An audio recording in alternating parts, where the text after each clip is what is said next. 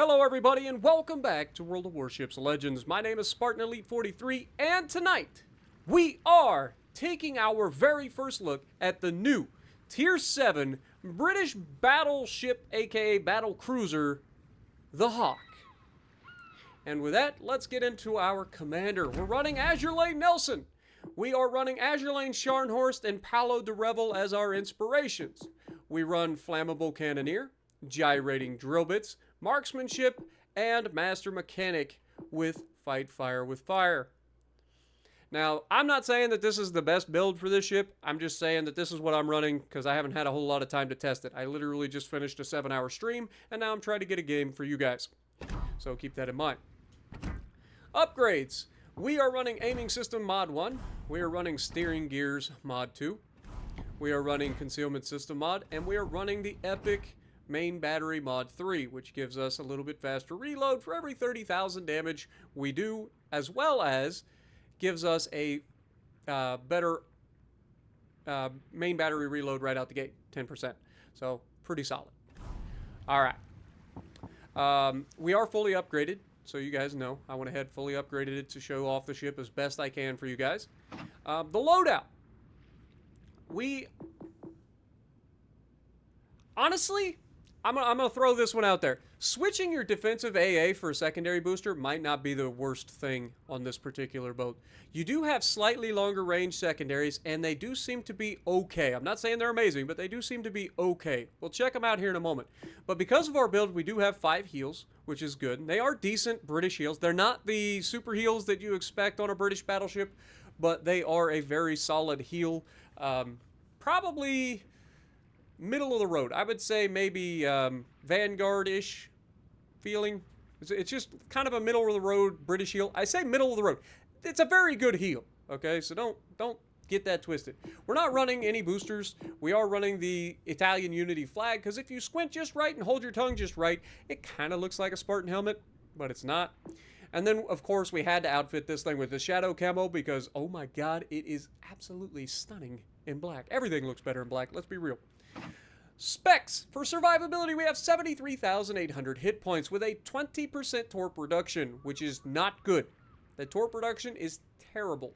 It's worse than an Iowa-class battleship, so keep that in mind. But this is a battle cruiser, so it makes sense. Artillery. 406mm 45 caliber Mark I Vickers A.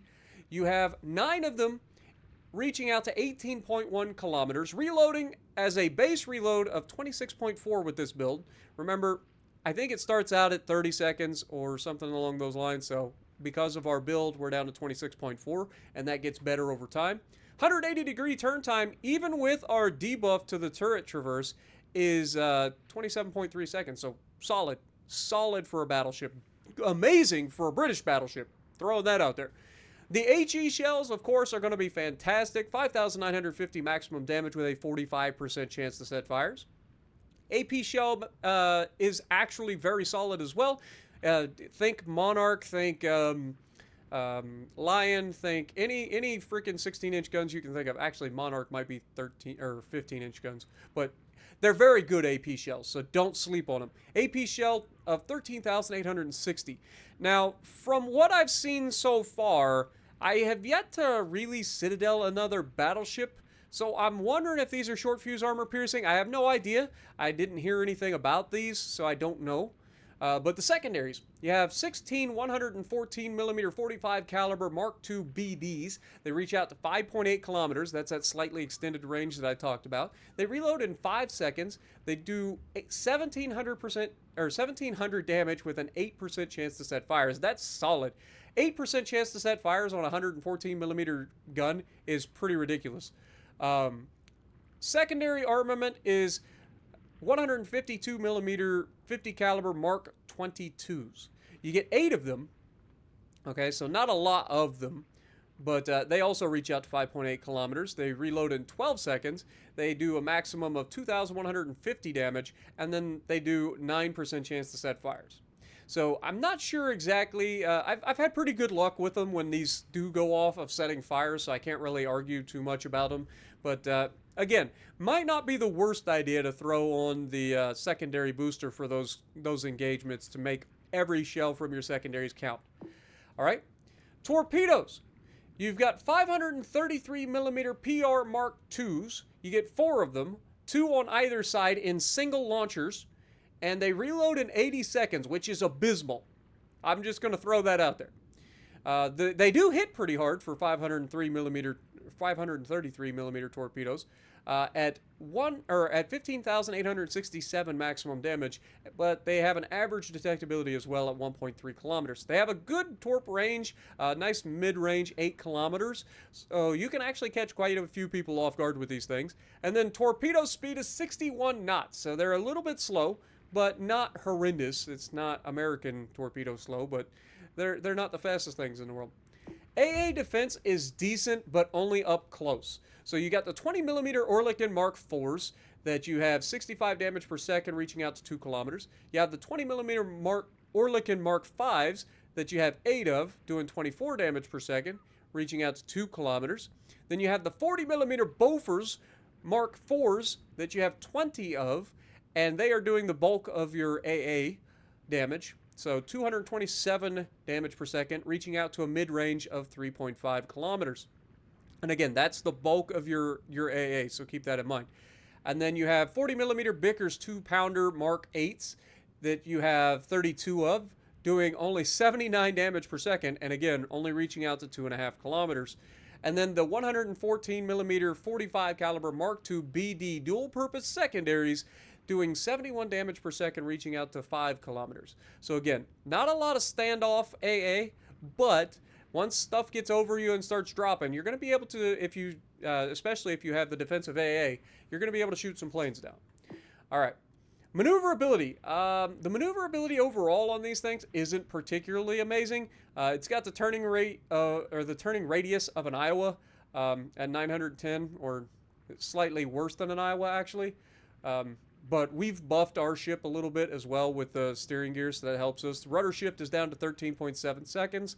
Again, this feels very familiar to me because I'm used to the Iowa, so these numbers feel very similar. Also, our top speed is reduced slightly because of our gyrating drill bits, question mark? Yeah, I think it's gyrating drill bits that reduces your top speed. So I'm pretty sure that this has a base speed of 30 knots and it's reduced to 27.5 due to gyrating drill bits. But keep in mind, you also have a speed boost. And that speed boost does allow you to get up to a little bit better speeds. And it's a decent duration one, too. Concealment on this thing, fantastic. You're not going to hate the concealment. The concealment with the concealment mod and the permanent camo on is 12.7 kilometers by sea, 10.7 by air. Guaranteed is always 2, and then detectability while firing in smoke is 14.3. Statistics. This is where your guys are going to make fun of me, but I have played 7 games in this ship, and I've only won 2 of them. Now, that's not the ship's fault. Trust me. This ship is better than... I don't know what anybody else has said about it. I don't know if anybody else has made a video on it yet. This is a pretty early video. But this ship, I personally am loving it. I'm going to go over everything in a minute. My torpedo accuracy, terrible. Again, slow torpedoes. You only get 2 of them per side. It can be hard to hit a torpedo. But at the same time, the statistics for this is way better than it actually lets on. We're averaging 116,000 damage per battle. All right, that is ridiculous. Put that into perspective. That is literally higher than my Yamatos. Now, obviously, I don't have as many games in this as I do on my Yama, but I'm fairly confident that 116,000 damage average is more than my Yamato average per game. Now, again, sample size, I get it. But I am personally loving the ship. I rarely go out and have a bad game in it. It's a fantastic ship, and we'll go over all the reasons why as soon as we can. And you can see, potential damage is 931,000 as well, so we're getting up in the fight. We're not just sitting back and doing nothing, even though that's a little bit lower than we're used to. And I think that actually goes to the fact that people are kind of underestimating these ships a little bit at the moment. But the highest battle achievement so far, you guys can read that. We're going to go ahead and skip on. We're going to start with the bad. Here's the bad. This thing has a 25 millimeter bow. Why is that bad? That means everything 15 inches and above overmatches and can absolutely punish you through the bow. Why is that not as bad as you might think? Well, here's the deal. The side armor is fantastic, even if it is a bit flat, which we will go over why that's a bad thing in a moment. But the side armor, 32 millimeters on both the torpedo bulge and the upper side plating. They are both 32 millimeters. Why is this important? That means you do not get overmatched by anything except for Musashis and Yamato. Well, considering we're at tier 7, we're only getting overmatched by Musashis. Okay, so the only time you ever have to worry about getting overmatched on your side plating is because of a Musashi, right? But here's some more bad news. Because this armor is so flat, if you over-angle, even a little bit, you're going to get punished for it. And the punishment for over-angling in this ship is almost guaranteed citadels. And if you really screw up, it's pretty much a guaranteed death. So let's take a look at why that is. And the simple answer is, look how high that citadel sticks above the waterline. Now, don't get it twisted. The citadel is slightly angled, but that slight angled citadel doesn't mean jack squat if you get caught broadside. I promise you. You will be citadeled, and you will, if you do it wrong, you will be sent back to port so fast that you'll think that you were in the Marlboro, okay? So keep that in mind. It has a massive citadel. Learn to angle and angle well, and always assume that you're not angled enough, okay? Put that into perspective. All right, overview. Big guns. The ship is armed with high-caliber main battery guns. It's got 16-inch guns. You'll love to see it. 406mm guns come in clutch in a lot of situations, especially at Tier 7, because it gives you that overmatch ability against pretty much all the cruisers that you come up against at this tier, with the exception of Edinburgh and maybe one other one. I don't know right off the top of my head, but I know for a fact Edinburgh has a 30mm bow, so you can't overmatch that. But pretty much everybody else you can, with the exception of anybody who has the extended belt, like Germans and some of the others. But you just aim high for them and you overmatch their upper bow plating, so you'll be fine. Full ahead, it is equipped, or can be equipped, with an engine boost. Hidden, it has good concealment, which we've already gone over. Hawke. After World War I, the British Admiralty continued to work on new battlecruiser projects. Hood was applied to those as the gold standard. The K2 and K3 projects presented in 1920 were found to be too large. One of the suggestions to fix that problem was the reduction of the gun caliber to 16 inches. To make the ship smaller, but the Admiralty decided against that idea, and these projects never came to fruition. She was designed in 1943, and because the fact that it was designed in 1943 and has 43 in the number of the year, maybe that's why I love this thing so much. But I'll be honest with y'all, I'm loving this ship. Now, I will say, this ship does get punished against anything with 15-inch guns and above in close quarters, because everybody will go through your bow or bow side plating and punish you. That 25mm bow is not a good idea. But fortunately, a lot of people, if you open the skirt, which we always talk about, right? We always talk about doing the Dreadnought Shuffle, and this thing is the perfect ship to think about. Obviously, it's a slow turning ship, but if you time everything correctly and learn to Dreadnought Shuffle and angle your ship correctly, you'd be surprised just how much damage you can negate with the side plating. Okay, so keep that in mind. Now, other than that, I mean, she's a good-looking ship. She sits a little high out of the water for a British battlecruiser. Usually these things sit a little lower in the water, but other than that, I mean, she's a good-looking ship. And let's be honest, this thing looks amazing in black. Let me know what you guys think down in the comments below, but I personally think this ship looks fantastic in black. It has just got that old-timey feel. Like, I love this thing. So, with that being said, let's get to the gameplay. Alrighty, so we're going to be on Northern Waters, and I think this is a great match to showcase the strengths and the weaknesses of this ship. So, with that being said, let's get right into this, shall we? Now, we are going to be very fortunate in the fact that we are going to be top tier in this particular match, but we're also going to be very unfortunate because pretty much everybody that we're going to go up against overmatches us one way or the other, including a certain other British battlecruiser, aka the Hood, you know. So with that, let's get into it. Now, I spawned middle of the map. And I look to my right, we got 2 cruisers and a battleship. I look to my left, we got a battleship and a cruiser and a destroyer. We have a destroyer off our bow, and we have a battleship off my right. Now, the battleship on my right decides to go over to the right. I'm going over to the left. This is a match made in heaven, right? It just seems like everybody's doing the right thing. Our destroyer's going forward. He could potentially spot the middle of the map to get some crossfires early on. Our battleship going over to reinforce that side. My battleship coming over to reinforce this side. Everything is starting out to look pretty promising. So, we get to showcase the ship in a pretty aggressive rule here, and I need to showcase or point out a few things along the way that I think a lot of people can learn from, because it's stuff that I don't see people do. Now you can see I see the hood. I immediately go in and check because I forgot we've got 2 destroyers. One is a Loyang, one is a Yudachi. Okay, keep that in mind. A Loyang and a Yudachi. All right. So we are going to push forward. We've got a beautiful look here at the King George. We aim a little too low. He is turned towards us, and so that means he's going to be angled. So if we hit any belt because we aim so low, we're not going to get through. And of course, 2 shells manage. One ricochets, 1 shatters, the other 2 pin.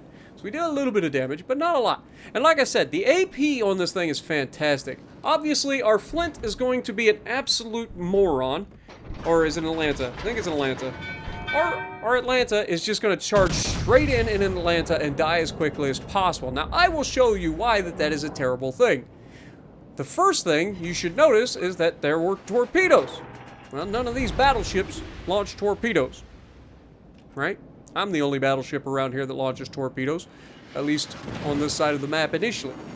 But, our Atlanta sails further away. There's a smoke screen right in front of us, right? This radar cruiser with all these guns is sailing away from his potential kill. Easiest thing of his life. But, unfortunately, he decides shooting battleships and sailing out into the center of the map is the best possible course of action for him, and he immediately gets killed by a Loyang.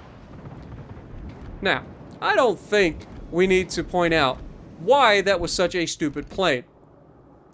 Everybody should know by now that having a DPM radar cruiser on your side is going to be beneficial. And sailing said DPM radar cruiser straight to the middle of the map when there's nothing else to really shoot is a terrible idea because you're wasting your life.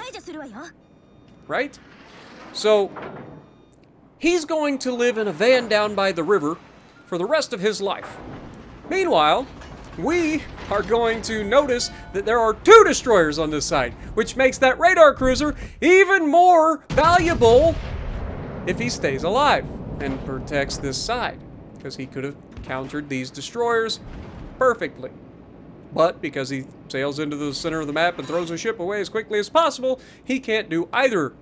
So now that's down to us to counter. Now, to be fair, our Caracciolo sails straight into a cross torp from a Yudachi and a Loyang, and he has lost all of his hit points. He's actually not going to die from that. We, on the other hand, are going to push forward. Now keep an eye on these torpedoes. This guy in the smokescreen is a Loyang. This Loyang has a sonar. A long-range sonar at that. And he is sitting in a smokescreen shooting his guns at battleships because, yes, that's what you do, clearly. And, wait for it. You see the one that disappeared? Wonder what happened there. Oh, he ate a torpedo. And he is now dead, which is a huge removal for our team. Huge bonus. The other destroyer is currently spotted on the outside left. There is a battleship and a destroyer there. Between the 2 of them, you would think they would be able to counter that destroyer. Right? We know it's a Yudachi. So, between the 2 of them, given the fact that we have a Kagero and a battleship, you would think that that Kagero would help our team by trying to counter that destroyer. Again, one of your primary missions in a destroyer should always be to spot and help remove other destroyers. because destroyers decide who wins and who loses. Remember that. Now, we're going head-to-head with an HMS Hood. Hood overmatches us because he has 15-inch guns. So we are going to take damage here. There's nothing I can do about this. We have to try to mitigate the damage by trying to go bow in. I don't believe he can Citadel us unless we go, like, full broadside here. So we know we're going to take some damage.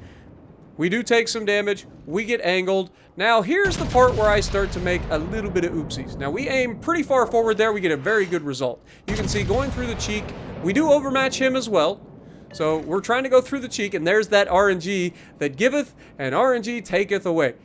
This thing has very good accuracy most of the time, but then occasionally it will drop a sus salvo. Fortunately for us, we get very lucky here that this Hood aims so far forward. He aims for center of mass there. He likely Citadels us, maybe even Dev strikes us. We get very fortunate that he decided that he didn't want to do that. Oh, I'm sorry. I just swallowed spit and it went down the wrong hole. But we already got our torps out. And remember what I said. These torps will catch people off guard, I promise. We get angled here. He actually decides at this point to go ahead and shoot our belt. And it's angled enough that it doesn't really do as much damage. He does do a little bit of damage to us, but not nearly as much as he would have if he had done that the previous shot. Now, we have an Odin out here. I have this cap. We have a King George in the middle of the map. I have a full health British battle cruiser on the opposite flank in an HMS Hawke, just like I'm in, on the opposite flank. Keep that in mind.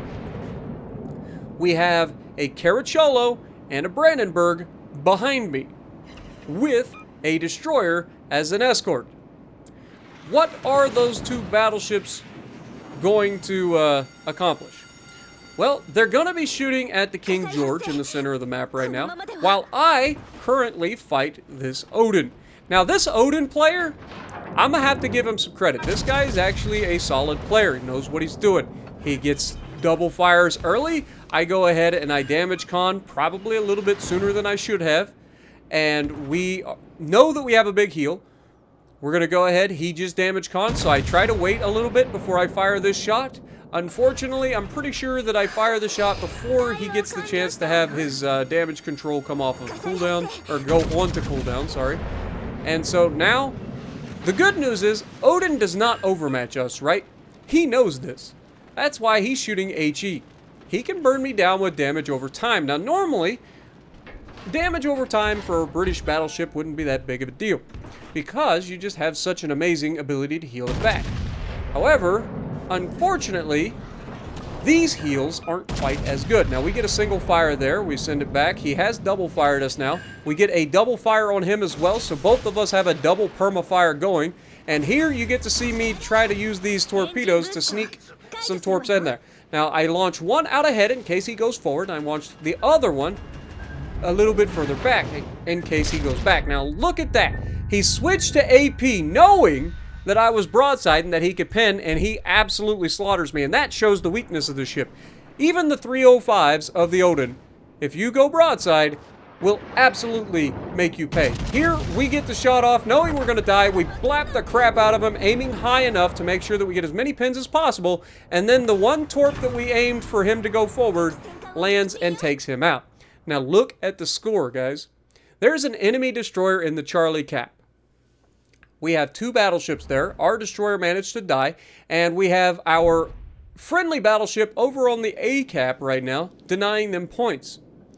Now, this A cap player is going to absolutely cost this match. He pulls out full broadside to a freaking full health battleship at point blank range to launch torpedoes into a smoke screen. The battleship's last known position was exactly right there. He knew that guy existed. Why he decided to pull around the corner full broadside in front of a battleship with a ship that has a citadel the size of a freaking Empire State Building is beyond me.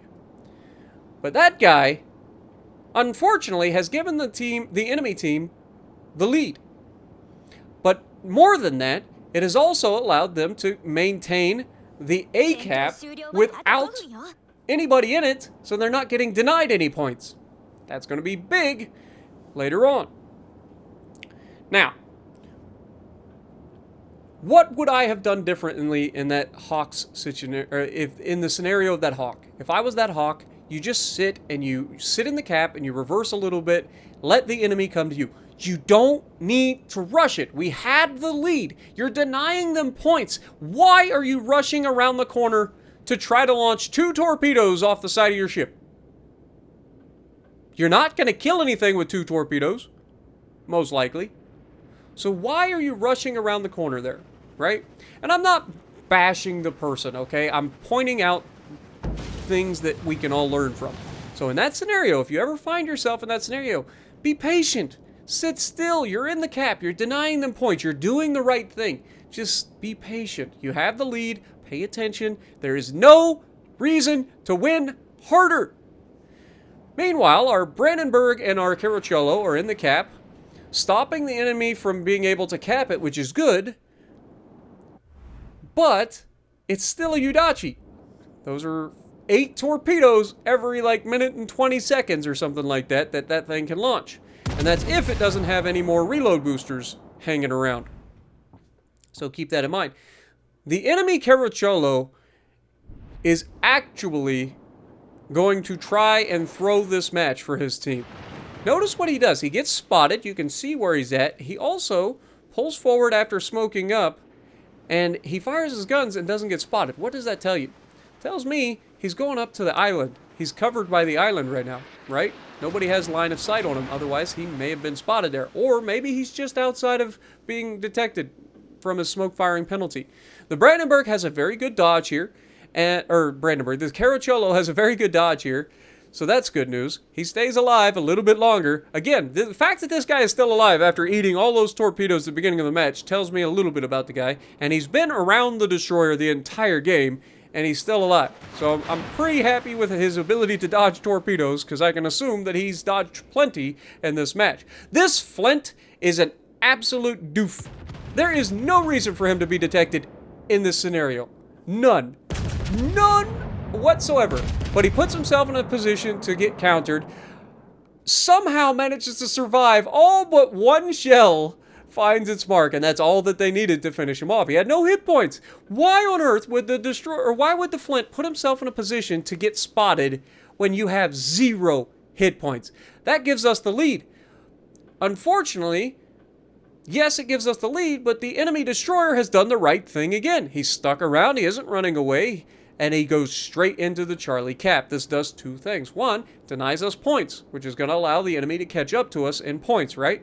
The other thing that it does is it also, eventually, after a minute and a half, will allow him to get even more points, which is going to make the ending of this game come down to basically a YOLO kill potential on the enemy Caracciolo.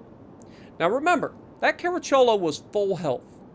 The only way he could possibly throw this is for him to be sitting still in a position broadside to both of our battleships who've been spotted by the destroyer this entire time and get blapped, right? Now, this Brandenburg, I'm not going to lie, guys, this Brandenburg kind of screws the pooch here. He's played a decent game. You can see Caracciolo behind us, citadels the crap out of the Caracciolo, leaves him alive, takes half his hit points. The Brandenburg doesn't manage the citadel, the Caracciolo, unfortunately, but the Brandenburg rushes his torpedoes. And I wish I had $1 for every time I watch a German battleship player rush their torpedo launch. There is no reason to rush those torps.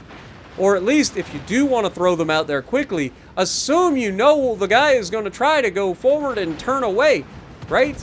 Like, it's pretty blatantly obvious. Don't always launch directly on the white line. And watch this guy's health, as the secondaries of both the Caracciolo and the secondaries of the Brandenburg, plus the primaries of the Caracciolo and the primaries of the Brandenburg, are quickly whittling away this Caracciolo's health. This Caracciolo actually comes up with a clutch smoke to save his life. And that is hugely heartbreaking for me in this fight, because both teams deserve to lose after some of the plays that I've seen. But the enemy really did try to throw this one away at the very end. by just sitting there full broadside begging for it, and almost regretted it. But well done to the enemy Udachi for sticking around doing his job. 1,665 base XP, 2 kills on the top of the leaderboard.